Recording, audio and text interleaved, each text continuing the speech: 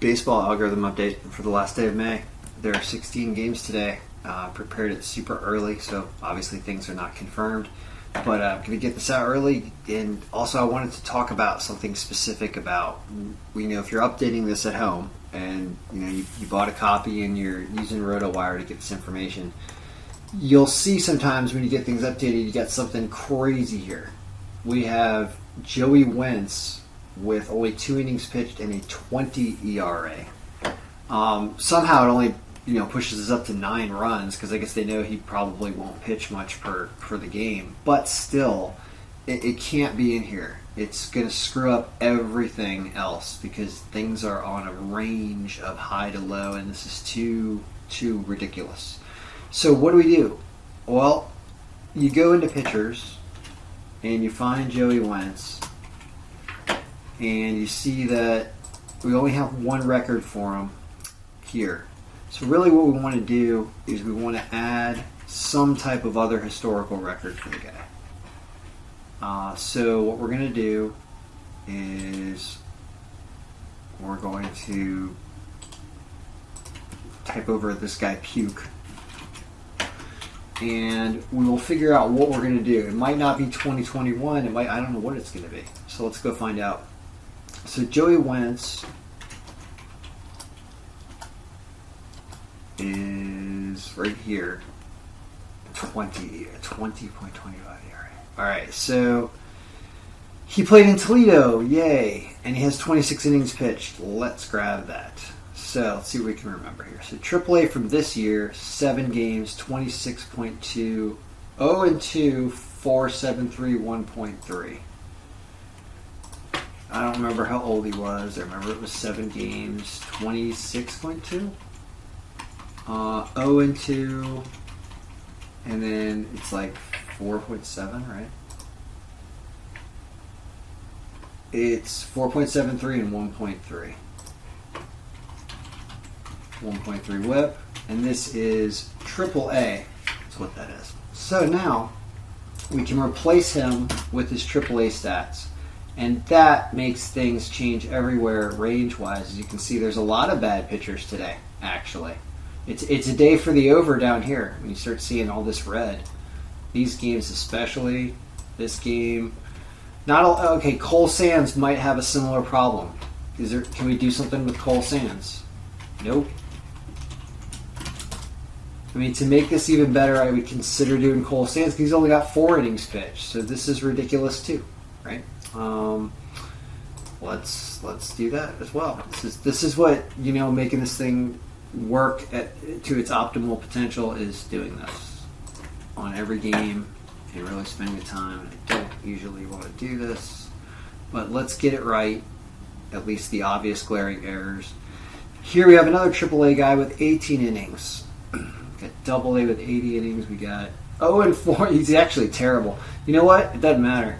These stats are even worse in AAA, so trust that, I guess. So that means we'll just leave it. Anyway, so is there anything else glaring? Anybody else with terrible innings pitched? Only 11 here, but at least he's got 3 decisions. All right, so I think that's good. So let's refresh. And here's what we get. A lot of games above 10%. Dodgers blow a game to Pittsburgh after coming back and taking the lead in the 8th and blowing it in the 9th. Funny yesterday. Oh yeah, yesterday's look. Not good, and some of the stuff down here didn't make sense. I think San Francisco was not favored when I released it yesterday. And tough losses for the Dodgers. Miami wasn't even close. Minnesota blew a game to Detroit. Tampa Bay pitching was terrible. Boston was blown out. So it really wasn't a good day for the algorithm at all. But whatever, it was due. It had a decent day the day before. All right. So what do you do here on today? Well, the Dodgers line is probably going to be awful. Look at that margin. It's ridiculous. 10 runs. Holy crap. Well, if they're going to blow another one, they're really going to blow another one. That's probably going to be unbettable. Milwaukee is up here against the Cubs. The Cubs are playing like crap. I believe that. We could start looking. Should we go through these 16 games? Minnesota. Is there anything of interest here? Angels over that. I wouldn't bet the Angels right now. Over the Yankees, too, that's weird. Though, yeah, but if Syndergaard pitches, then maybe.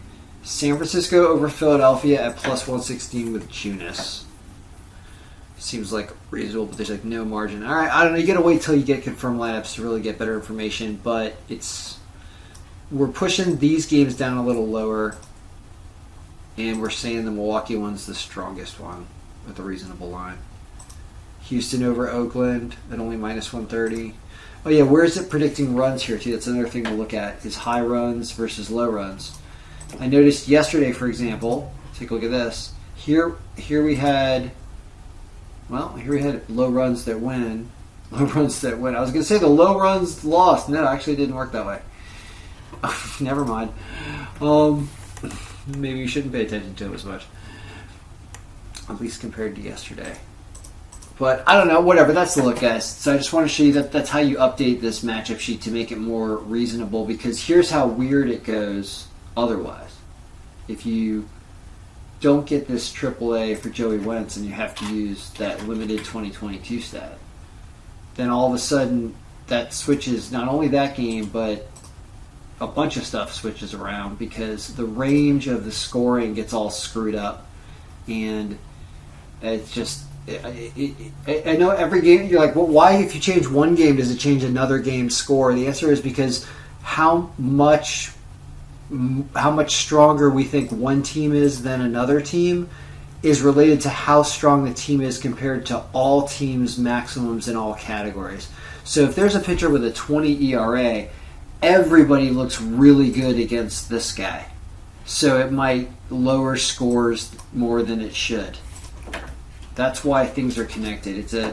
It's a weird dynamic. You see how stuff jumped, I think, there, and that's probably what's going on if I'm thinking about how I programmed it. So it's just better to have a tighter data set that's at least more reasonable, because there's no way Joey Wentz would pitch 6 innings in a game if he's got a 20 ERA. They wouldn't take him out after 12, right? Like 12 runs. Like, of course, they take him out in the second inning after 6 runs, and that's why it's better to go with this. All right, guys. Good luck, everybody.